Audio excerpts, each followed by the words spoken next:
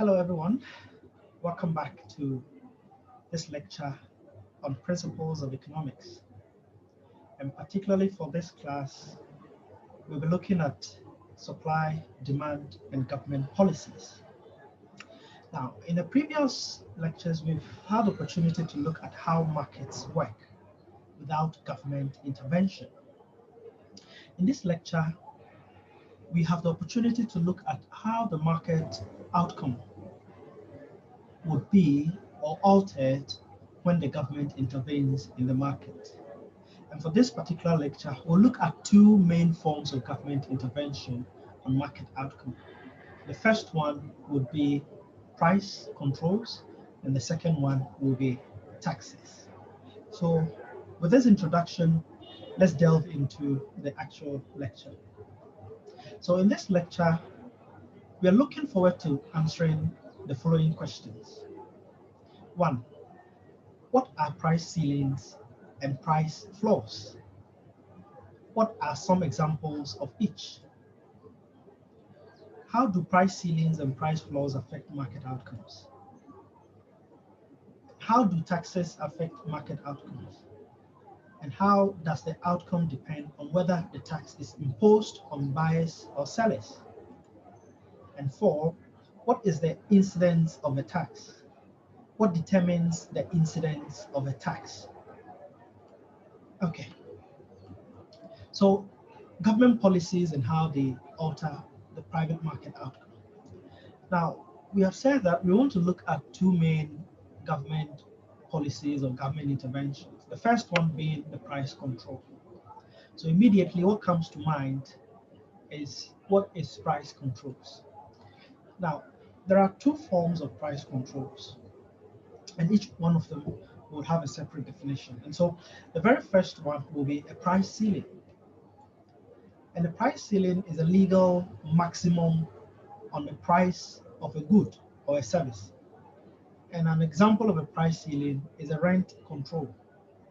So basically, the rent control is a maximum rent determined by law that should be paid by tenants to their landlords. The second type of price control we'll look at is the price floor. And the price floor is a legal minimum on the price of a good or service. A typical example is a minimum wage. So by minimum wage, I'm referring to the minimum amount of money employers are required by law to pay employees. And then the second form of government intervention or policies we'll be looking at are taxes. So by taxes, we are saying that it's one of the mechanisms by way one of the mechanisms that government uses to raise revenue for various expenditures. And for this specific lecture, we'll look at analyzing taxes that are imposed on buyers and sellers for the unit of goods they buy or they sell. And so we will use the supply and demand model to see how each policy affects the market outcome. And we'll look at the price buyers pay, the price sellers receive, and the equilibrium quantity. So let's take a look at this example. And this example relates to the market for apartments. So this is the demand and supply curves for this market. The x-axis represents the quantity supplied of apartments, or quantity supplied or demanded of apartments. And then the y-axis is a price paid for these apartments. Now, apartments are a form of real estate, and the real estate is part of land, which is a factor of production. Now, the reward for land and real estate is rent, and so the price for apartments is rent. So our y-axis is rent. Now, when quantity supplied or demanded is equal to 300, the rent paid was $800. And this $800 is the equilibrium rent, and the 300 is the equilibrium quantity. Now let's see what happens when the government fixes a price ceiling and how that affects the market outcome. So if a government decides to fix a price ceiling of 1,000, that price ceiling becomes the maximum amount of rent that any tenant will be required to pay on or for an apartment. Okay, so we will realize that a price ceiling above the equilibrium price is not binding. It has no effect on the market outcome because the market determined rent is lower than the price ceiling. So that is a key point. However, if the price ceiling is fixed below the equilibrium rent, as we can see here, if the price ceiling is 500 and the equilibrium rent is 800, then clearly we can see that the price ceiling is below the market determined rent. The equilibrium price of 800 is clearly above the ceiling, and therefore this equilibrium price becomes illegal. Now the ceiling then becomes a binding constraint on the price and causes a shortage, as we will see shortly. Now, this shortage comes about because of the law of demand and the law of supply at work. Now, when the government fixes a price ceiling below the equilibrium price, the government effectively reduces the rent on apartments. And we know that when rent or the price of a good or a service reduces, more will be demanded. So we can see that demand increases significantly from the equilibrium demand to 400. And yet, because of the law of supply, less will be supplied when prices reduce. And so we can see that the equilibrium quantity supplied also reduces to 250. And so the difference between the new demand and the new supply results in a shortage. Now, let's take note of this. In the long run, supply and demand are more price elastic. What it means is that in the long run, if the price is not good enough, then suppliers will move away from the supply of apartments. And that, all things equal, will increase the shortage of apartments. And then again, you would also realize that in the long run, as price become more elastic, demand for and at a lower price, demand is going to increase for apartment. And so the shortage is going to widen, given the effect of the law of demand and supply on a lower price ceiling relative to the equilibrium price. So the shortage then becomes larger, as we can see from this diagram. Now, what is the effect of shortages? Now, with shortages, sellers can ration the goods among buyers. And some rationing mechanisms would be one, long queues, and two, discrimination according to biases. All of these are inefficiencies we do not look out for. And besides it being inefficient, it is also unfair. The goods don't necessarily go to the buyers who value them the most. However, when prices are not controlled by policymakers, the rationing mechanism is efficient.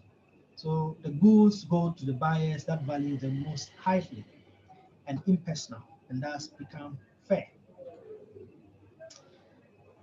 Let's move a step further to look at example 2.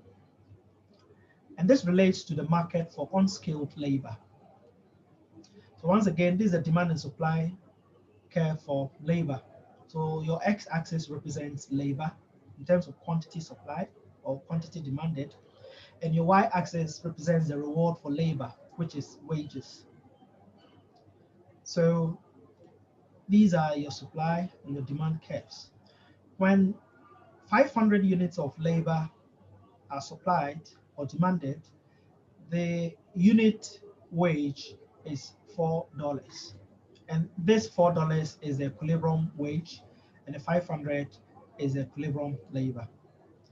Now, when the government chooses to fix a price floor, how does this affect the market outcome? So as we can see here, a price floor of $3 has been fixed by policymakers.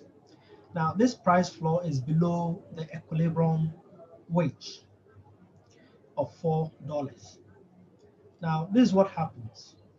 A price floor below the equilibrium price is not binding. It has no effect on the market outcome.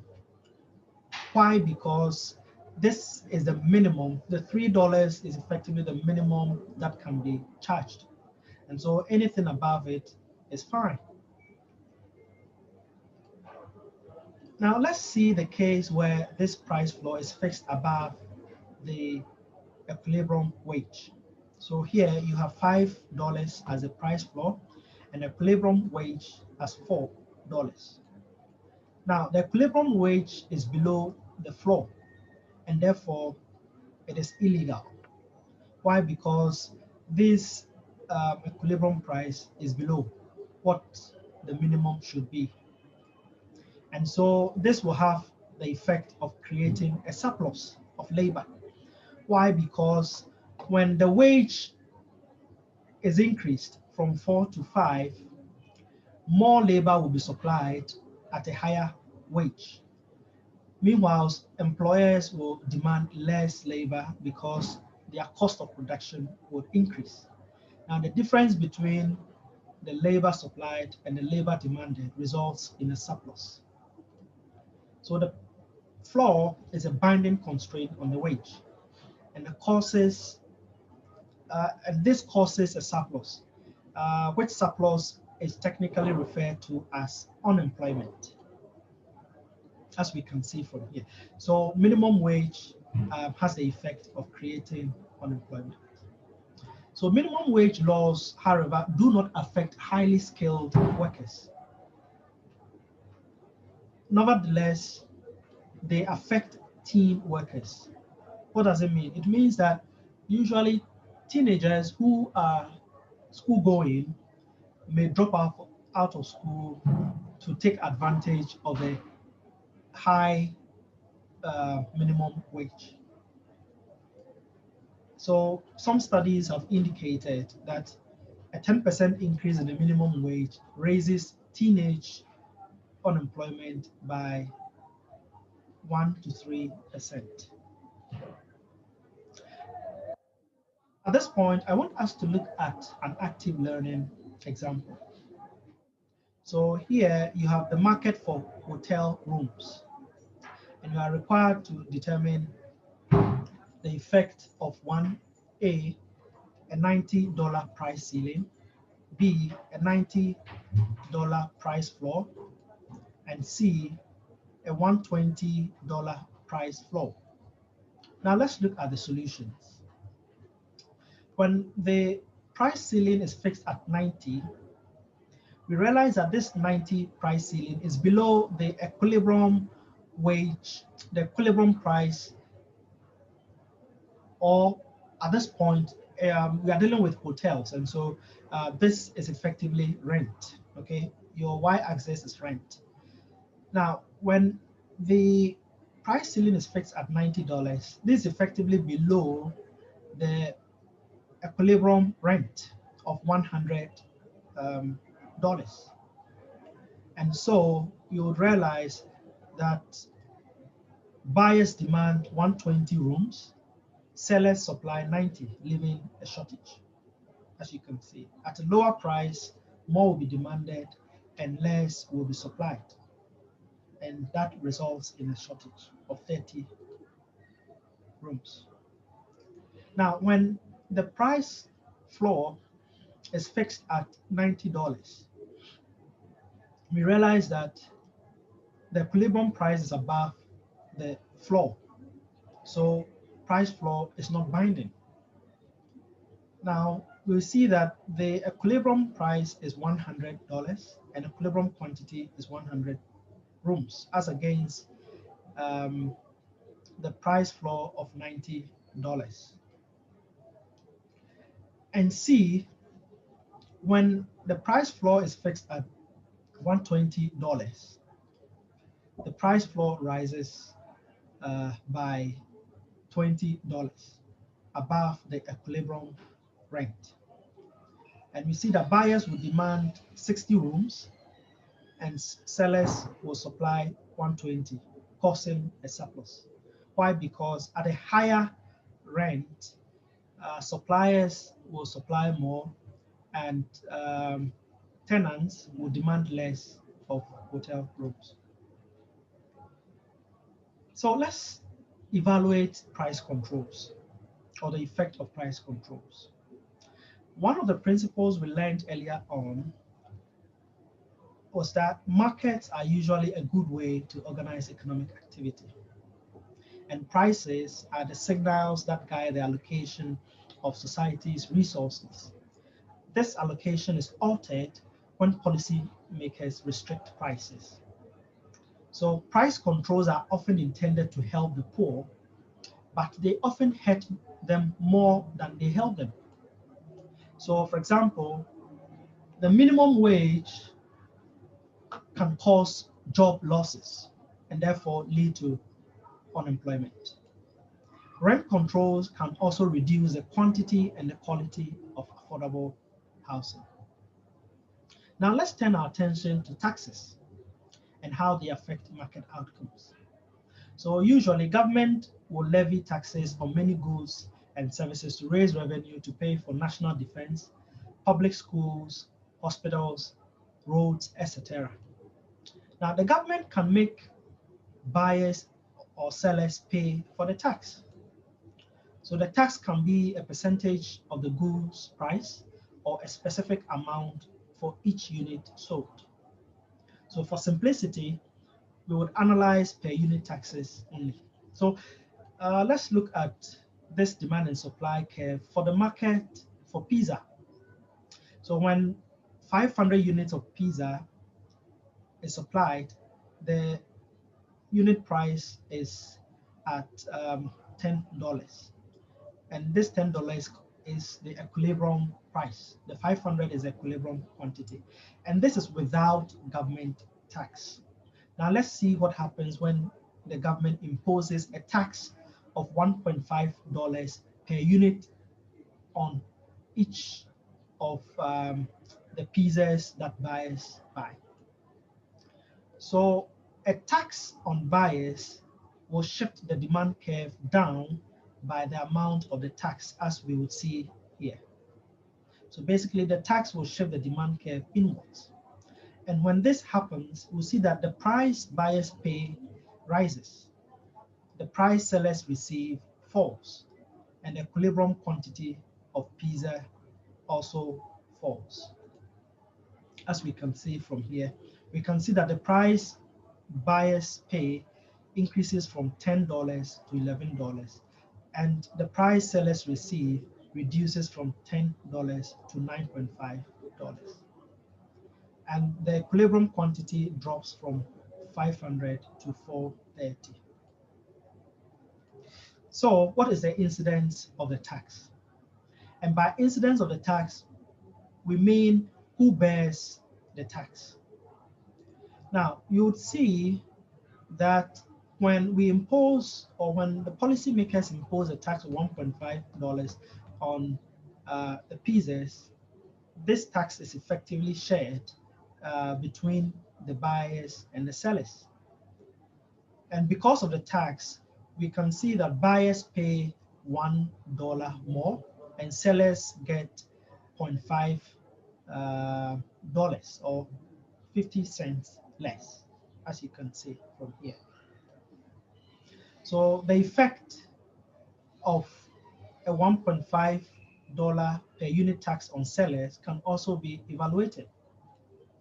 Now, a tax on sellers will shift the supply curve up by the amount of the tax, as you can see here. And so the price buyers pay rises and the price sellers receive falls.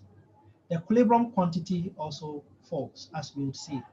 So the price buyers pay rises by $1 from $10 to $11.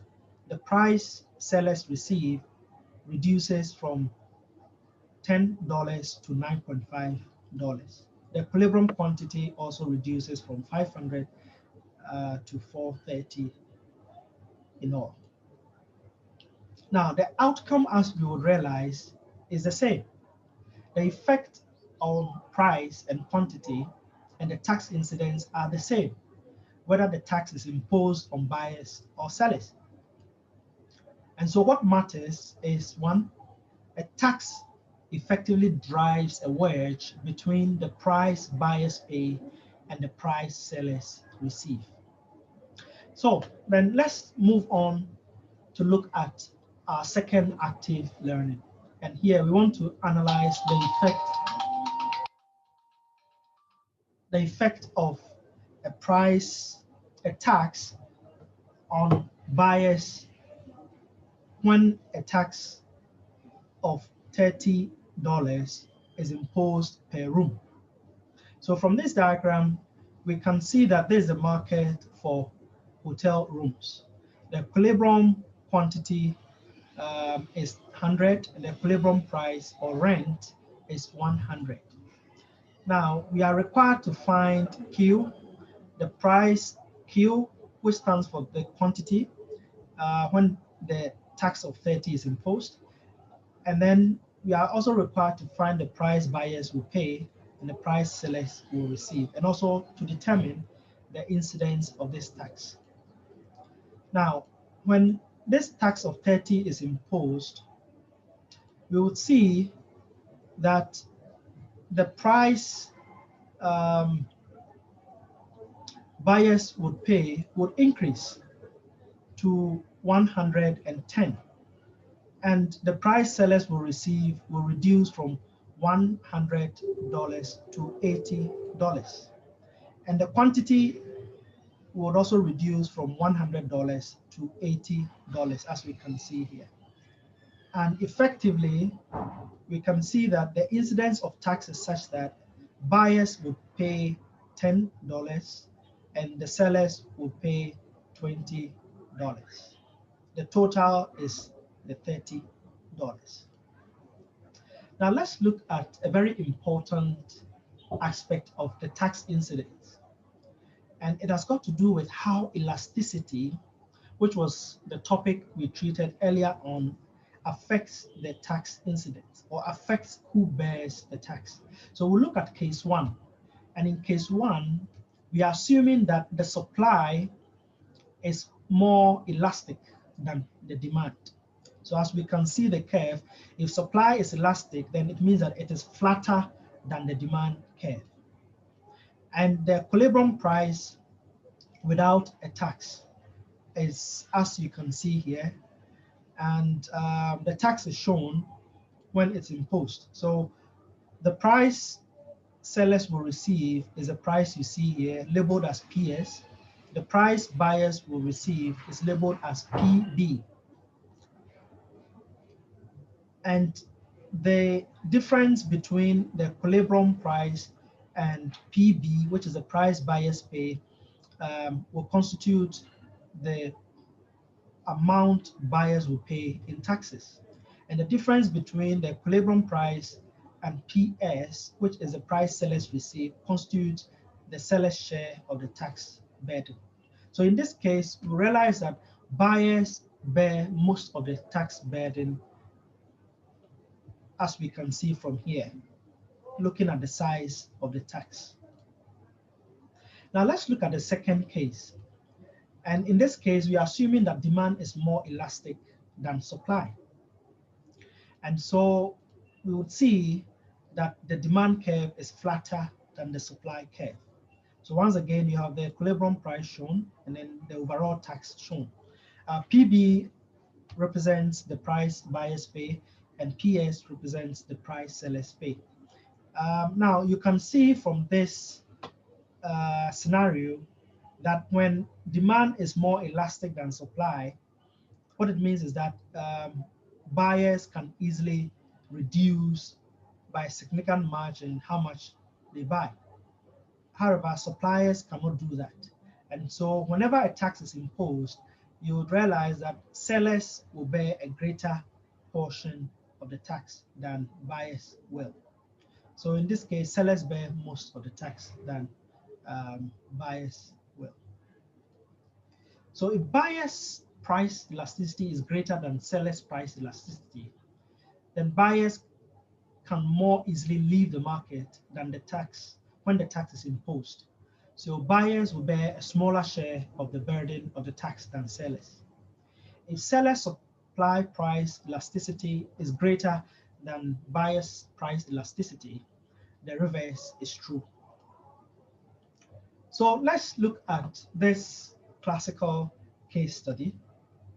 So somewhere in the 1990s, the US Congress adopted a luxury tax on yachts, private planes, furs, and expensive cars, etc. The goal of the tax was to raise revenue from those who could most easily afford to pay, and these were wealthy consumers. But who really pays this tax? Let's analyze the effect of this tax. Now, this is the market for yachts. So the horizontal axis represents the quantity supplied of yachts, and the vertical axis represents the price paid for yachts. So this is the supply and demand curves for yachts. Now, you would realize that demand for yachts is price elastic. What that means is that when price increases, many people will leave the yacht market. So in the short run, you would realize that supply is inelastic. And so this represents the equilibrium price. And we can see, as indicated from here, that when a tax is imposed, the burden will fall greatly on sellers than it will fall on buyers because the demand for yachts is price elastic, especially in the short run. Hence, companies that build yachts pay most of the taxes instead of the rich who were targeted in this particular case. So let's conclude this section. So each of the policies in this lecture affects the allocation of society's resources. So the first example was a tax on pizza, which reduces the equilibrium quantity of pizza. So since the economy is producing fewer pizzas, some resources, workers, ovens, cheese, will become available to other industries. In example 2, we saw a binding example, a binding minimum wage causes a surplus of workers, which is a waste of resources. So it is important for policymakers to apply such policies very, very carefully. So let's summarize today's lecture. So a price ceiling is a legal maximum on the price of a good. An example is rent control. If the price ceiling is below the equilibrium price, it is binding and causes a shortage. A price floor, however, is a legal minimum on the price of a good. An example is a minimum wage. If the price floor is above the quantity price, the equilibrium price, it is binding and causes a surplus. The labor surplus caused by the minimum wage is technically referred to as unemployment. And then we also realized from the analysis that a tax on a good places a wedge between the price buyers pay and the price sellers receive, and causes the equilibrium quantity to fall, whether the tax is imposed on buyers or sellers. The incidence of a tax is the division of the burden of the tax between buyers and sellers, and does not depend on whether the tax is imposed on buyers or sellers. The incidence of the tax depends on the price elasticity of supply and demand.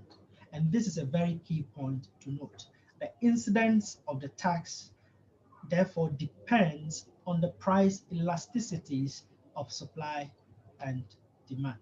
This brings us to the end of this lecture. Let's look forward to our next lecture. Thank you very much for watching.